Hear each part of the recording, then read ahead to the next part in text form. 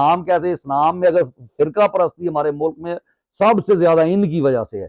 यानी इन्होंने शिया सुन्नी जब इनका कार्ड नहीं चला तो अब लास्ट कार्ड इन्होंने जो ऑप्शन, जो कि इमरान खान ने आपको वाजे पैगाम दे दिया था कि कादियानी जो है उनके बारे में बात ही ना करें, क्योंकि हमारे आइन में लिखा है कि वो काफर हैं।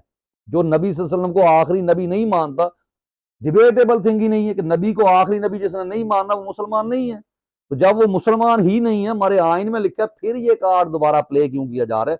काजी साहब ने सिर्फ इसलिए किया है जैसे भुट्टो के खिलाफ इन्हीं मजहबी डकैतों को, जो ये तो एफ ए पास है, वो मैट्रिक फेल होते हैं, कुरान को रट्टे के साथ इन्होंने पढ़ा होता है। और अब आप देख रहे हैं कि इब्तिसाम इलाही जहीर जो फौज के इशारे के बगैर बात नहीं करता, जो ये मजहबी जमातें 2 साल से चुप बैठी थी, उनको इन्होंने उठा दिया दोबारा कि कादियानियत के ऊपर फसादात बर्पा किए जाएं।